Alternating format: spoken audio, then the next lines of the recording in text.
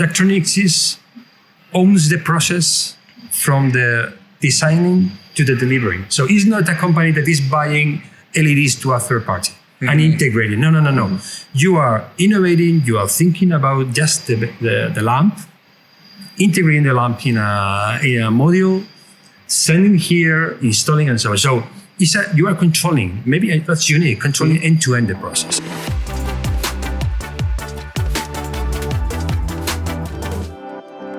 Hello and welcome to the Daktronics Experience Podcast. I'm Justin Oxner here with Matt Anderson. Today we are at Santiago Bernabéu Stadium and we are at the home of Real Madrid FC, a very storied franchise. We're here with Ivan and Enrique.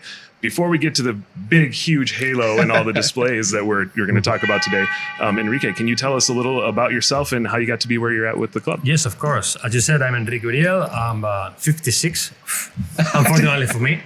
Fortunately. And this is from time to time it's a problem. For other things, it's good. So I'm the CIO of the club. So I'm in charge of all that has to do with technology, not only the classical IT, but also with all the technology operations, AV production, content, and whatever. I'm not producing content. I'm making content happen. Yeah. So once somebody else, maybe an artist, can create a content, I have the supports to show the content, the halo, screens, IPTV, the fascia, everything. So the content that is today the new gold is that we can see on the halo, and it's because people actually is eager to see when they come here. Yeah, and when you started with the club, what kind of position did you have then, or have you been in the same position for 25 years? The same. You know, did you see B-movie? The movie? Once you select one job, it's forever. It's forever. Here is forever. So I was playing the same job since I joined Real Madrid in 1999. Oh, okay. Wow. Awesome. But believe me, the role, the risks, the threats, the challenges, everything changed dramatically in these 25 years. So what I can say is that being the same role is an absolutely different job. Yeah. Okay. Yeah. And Ivan, maybe a little bit about yourself and where you're at with Daktronics. Yeah, actually, I was involved with Daktronics at the very first time. That was on 2006. I was kind of a freelance. And then I became a full-time employee when we opened Daktronics Spain office. So currently, I'm the responsible person for the South of Europe region. Okay. So almost 18 years now. Okay. Like that. So long time as well. Yeah. How about a little bit of history of you both, and when did you first start meeting or get to know each other and work together at least? That was 2016, 15. That was the first project, but we already got in touch before that, probably 2014, 2015. Because what I can say, it was in New York. Oh, okay. In New York? Yeah, during a trip that we did, visiting stadiums. You know, at that moment, if you want to see stadiums really impressive with a new concept of the show, how they are doing things, you have to go to the US. Okay. Everything was there. Cowboys, Falcons, all those classical Minnesota, those classical monsters in terms of show and content production. Yeah. So, but at the end, we ended that trip in the Madison Square Garden. So at that moment, you joined us. Actually, we did quite a good number of trips to the US over the years. So we have visited so many amazing stadiums with Daktronics projects. And it was, Enrique and Real Madrid actually wanted to learn what was going on, how things are done in the sports industry in the US to bring the good things to this project. So that was probably... And then in 2016, we did the first installation here. And right after that, we started conversations about what was going to be this full renovation of the stadium. Okay.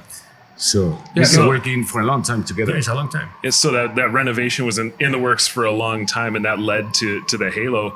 Did it kind of just start naturally right after that 2016 project?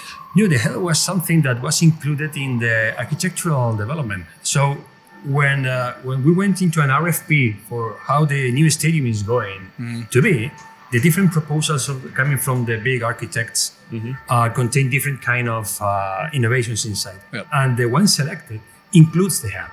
Okay. A different kind of halo, to be honest, was mostly stripes. And it was very tilted. Yeah, very tilted. Okay. So, in our opinion, was not for football. It was something for colors, but not for decoration. For decoration, something like decoration. Okay. But the project we have today is a matter of hundreds and hundreds of iterations to finally find this kind of solution that we have. Fine-tuned it for the perfect solution. It's a perfect balance between the weight, space, the height, what's behind, the content, everything. Yeah. And I think this kind of ties into what you're saying, though, right? And we heard from presentations earlier this week at our IPC meetings was you went through a lot of different looks too, right? So you had this idea for this in mind after visiting, looking at different things, and then came out to this. But talk a little bit about, I can't remember, I think you guys said there's like 18 or more different designs. Or 80. Or 80, I mean, it was 80. How did you come up with the final kind of look? Because, I mean, it's very unique. I mean, Ivan, you said it when we were setting up. You look out and you know immediately where we're at because of the unique shape on the ends and everything around. How did you get to the point where you agreed on like one of those concepts? So I think this is the result of a compromise among all the opinions of everybody. What we can have to impress and what we need actually to develop football matches, concerts, or any other show that we can host here. So it's really a final compromise balancing absolutely everything. Yeah, two main aspects that make anybody to recognize this specific. Obviously, it's the building. Everybody knows about Bernabéu Stadium and Real Madrid. But this halo is tilted and the goal ends enlargements. That makes it like a very unique design that you can definitely recognize. Right. So with the technology, it's here. You obviously had a history and were familiar with Daktronics for a while. What was the process of selecting Daktronics for this iteration of the project?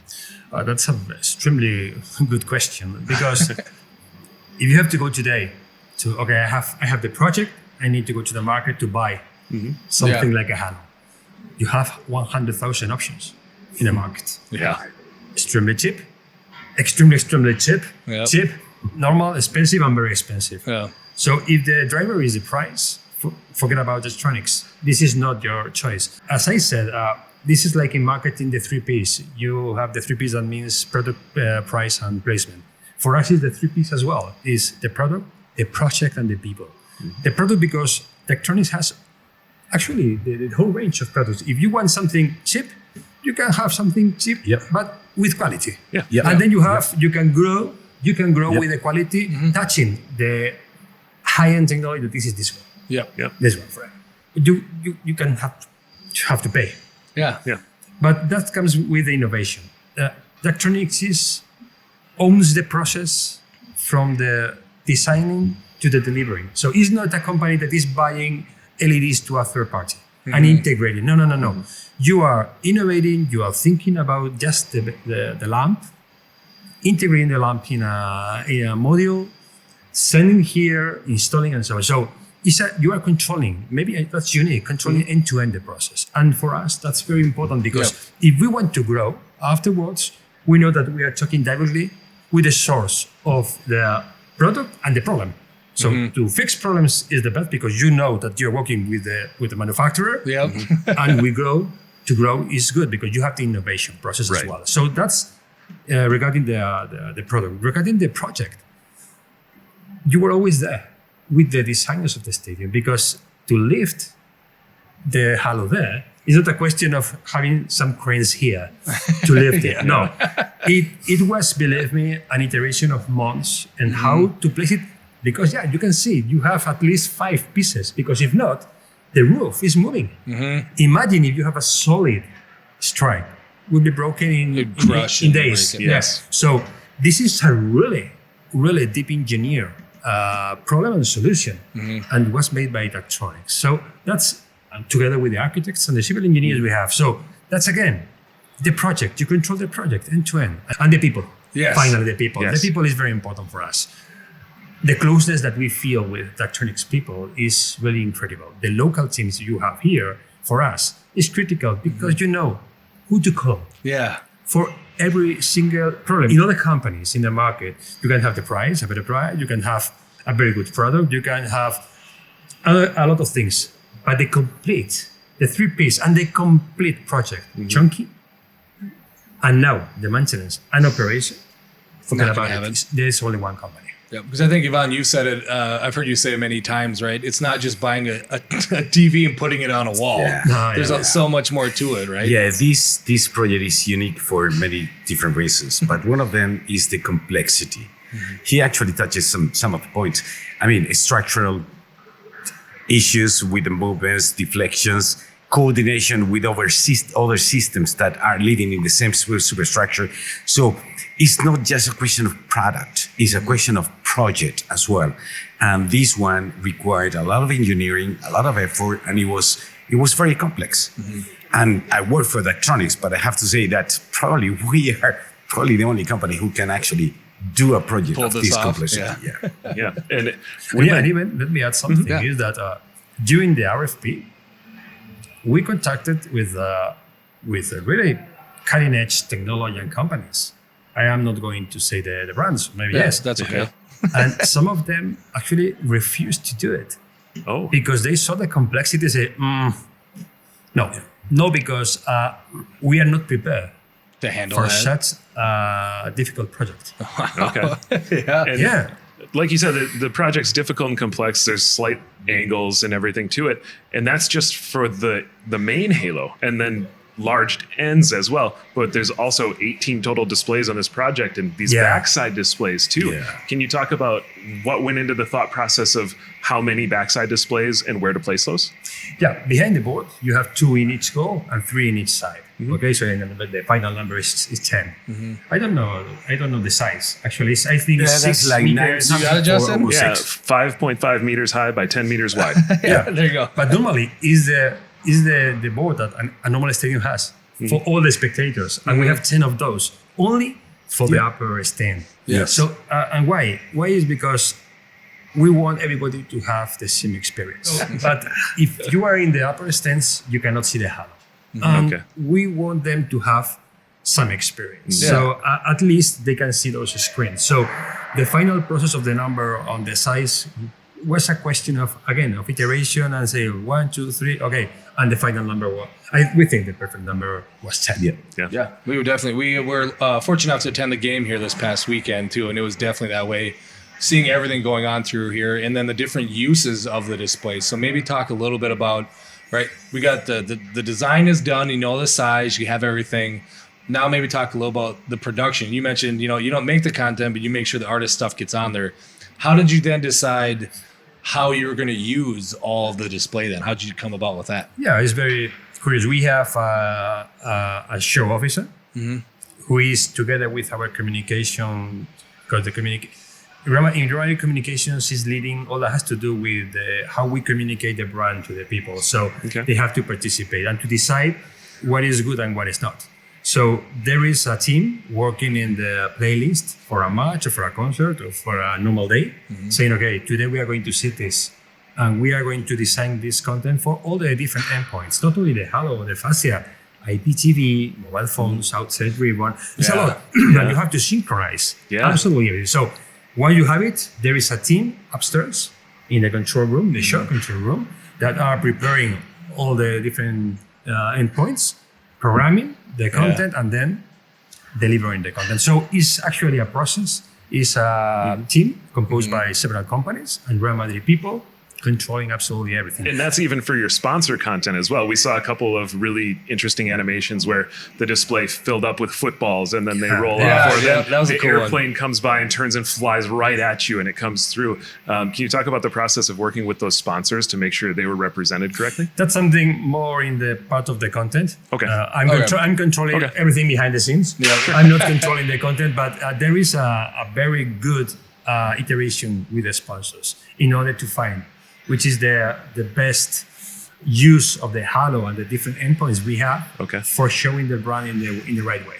So Emirates, Adidas, Daktronics, all the big companies that are together with us, they have the opportunity to show to the world how good they can promote their brands in this audiovisual. And I have to say that they love it.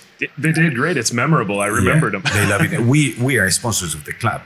Obviously, the biggest one, like Emirates or Adidas, they're really taking a lot of advantage of this installation on these special events, or even during the games or in between the games. So it's really good for them. Yeah, and there's one structural thing I kind of forgot to bring up before we moved on to content was maybe talk a little bit about the corners, right? We've talked about there's the gas because you got to worry about the movement of the roof. And we talked about the angles and complexities. Maybe talk a little bit about, I don't know who wants to take it, but the corners too, right? Because it's a little difficult. I remember even seeing some of the examples from that presentation that you gave earlier this week of how you had to put, how we use our stick product in the corners and how we made that I work. think this is yours. Yeah. I think this is yours. Basically, this is not a straight vertical. That would be a cylinder display. This is a conic shape. Conic shape can be done on straight sides and goal ends, but not on the corners. Just because of the geometry, you cannot do these corners with a solid display. Yep. So the best solution we came up with was using Daktronics sticks in a vertical position.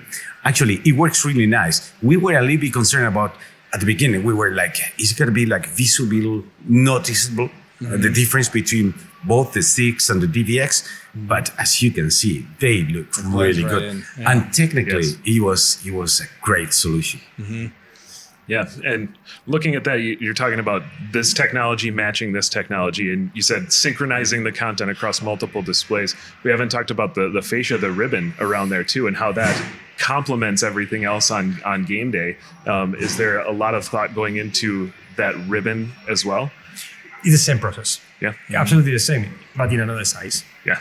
Yeah, but it's very funny because you can play with the heads. For instance, if you open a Coca-Cola bottle, you can see the Coca-Cola going horizontally, and in the corner it starts pouring down, going to the ribbon, and then to the perimeter of the pitch. So you can even perceive that something like big fall is happening at the stadium. So you say, oh, come on, look. So you can play even with the sensations and the imagination of the people with the content. Really cool. And I didn't notice it either until we got here because I've seen pictures obviously since it's been installed, but just even the ribbons and how you match the goal areas, right? How I didn't realize that until we got here. Yeah. Even seen through the pictures, I just know there's a ribbon, but I mean, obviously that was on purpose, right? It's part of I'm making an iconic kind of thing because you know where you're at because of this little dip in expansion on the ribbons. They get bigger in the ends. We have 2 modules heads on the sides and the corners, and 3 modules head RTX on the goal ends, and it's kind of emulating the geometry, the shape, the design of the yellow. Okay. And then now, so you've gotten everything done. We've talked about the content, the structure, and everything coming together. We can skip through the installation part if you want, but how was it maybe for that very first game you used, and talk a little bit about what was that experience like when everything was actually used for the first time? And the impact in both the players and the fans was amazing. Yeah. Because for the first time they say, wow, look at this. Yeah. Because even for the players getting outside and watching, even themselves, because it's really big. Yeah. And that first game it turned on and it was great. You said it was fantastic. People said, wow. And that was in May, right? April April or May. So then how far has it come? Has it been like, okay, we've turned it on and now we've started implementing more and more as the new season progresses? We are preparing a new show. Okay. The question is that we want to have something absolutely wow. Well, so this is something that takes time. So we are now playing with the last season production because we are not in a hurry. But the day, believe me, that the day when we start with a new show will be a before and after in how the fans and even the building is going to perceive the content and how we are going to engage people with the building, how we are going to promote new things to somebody that maybe didn't experience this before. Yeah, it's interesting because we always, when we talk to customers too, and they get a not even just a new display, but something dramatically different like this, right? It's always awesome to see the first year, second year, third year, and you slowly start to see when you get more I was going to say that content when you do this is an alive system, and especially content. So you have to keep on working on that. Yeah. So it's going to be a constant upgrade and innovations process. It's like the technology innovation process that keeps going. So does the production process. Exactly. Yeah. Do you find yourself then, you did the tour of all the different stadiums in the US, right? But now with everything up and running and having it, do you still find yourself now looking for how to use the technology still, like examples from other places? Not saying adding on, but it's like, look, okay, they did that there. Maybe we can try that here. Or... Look, I have to say that you have to be humble. Yeah. Yeah. It's not only a question of people say, we are we are not the best. We are not unique. We are one of the best. We have to say we are one of the best because there are incredible examples, mainly in the US. So don't be shy saying that you want to copy or you want to talk with somebody else, because you can learn from everybody. Even in a small stadium, small stadiums are making incredible things with a really small amount of money, content, and space. So the question is, the art is to combine all the ideas. Even you can say you are copying some ideas, but the art is to put all of them in a pot, a new recipe, and showing to the world that you can do new things. But not everything is invented, but almost is invented. Almost everything. The question is that how to combine things is what I think is the art. Yeah. I gotcha. You take something that you see from somewhere else and make it right for Real Madrid and for your fans. Yeah, absolutely. Yeah. Absolutely. It's definitely, go ahead. No, you're fine. I was going to say, it's one of the cool things I've noticed. I've been at Daktronics for about 18 years, but it's one of those when I started, and I'm a big sports fan, we get all like our NFL groups together or our baseball groups together, but even rivalries, when they get together in the same room, they're sharing ideas. They're still, it's one of those that didn't hit me that way. Yeah, because they're not competing. They're not competing. They're not competing. Exactly. They go, they're on the other side of the country. I'm not competing for their attendees because they're not going to debate which one to go to. As one of those. They're learning from each other to help make each other better and help it make it better for their experience. Yeah. Absolutely. Yeah. And then we always like to ask this question, at least from all our guests, is looking back and going through that process again, is there any advice that you would give to someone maybe in a similar situation as yourself that's about to go through that? Like maybe something you didn't expect that you ran into, or what kind of advice would you have to pull off a project like that? That's a very good one. But I consider nobody to give advice to anybody, to be honest. But the only thing is that don't take the price as the first driver. Okay. That's very important. And just take your time to think about what is the goal, the target, and go from the end of the story back. Because if you start here to try to find the end of the story, you will for sure fail with the process. So try to visualize the end. As I said yesterday or Monday, this is the end. This is what we want. Okay, let's go back and now I start thinking, which is the trip, the journey that we have to run together with somebody to reach that point. And maybe even if you're looking at this project and where it is today, what's your favorite part about it right now? Is it that it's finally done, or do you have a favorite aspect of what you went through to get here? To be inside for 25 years makes you having a different view of football, and where something is exciting to hundreds or millions people means nothing for you. So what I lost is the capacity to be surprised. So what I'm looking now is for things that can excite me again. Okay. So these and the content is the only thing that can make things different, because the new fans that we are going to have in the future, or the new profile of that digital fan that is have only a few seconds for few seconds for having his attention. And if you place Real Madrid, no, they need to see what is this. And to keep engaged that guy with different things. So I need something that engage me again. So I have maybe the brain of that teenager playing with a mobile phone. I feel in that situation. What is new to bring me again to the excitement of football? Eyes on the horizon. What that next innovation you're looking forward. That's fantastic. Yeah, that was a great answer. Is there anything about the project, Ivan, maybe that we haven't covered that you like to point out or bring up at all? As Enrique said before, it was a journey. It was a trip. You have to be ready to do that trip. It will require some efforts and some commitments to go through it. And it will be up and down because you're going to have troubles, especially in a project of this complexity. But in the end, it's very rewarding. So you feel like amazed when you can tell that you've done something like this. So that's an honor. We can say we did it. It is an honor and a privilege. Yeah, no, and it looks fantastic. And we want to thank you for taking the time to sit down with us today and show us your beautiful stadium and talk with us. So thank you. You are more than welcome. I'm really excited to talk about the project because it's one of the big hits of the stadium. The Halo. And look, people making the tour, they stay there for Oh yeah, for the half an tours. hour, Oh, even yeah. an hour, Yeah. just sit down and enjoying the silence Yeah. and the hand. Yes, absolutely. And that's Fantastic. enough for us. It's okay. If they are happy, I'm happy. Yep. Perfect. Absolutely. Thank you so much. Yeah. Thanks. Okay, Thank our you. pleasure.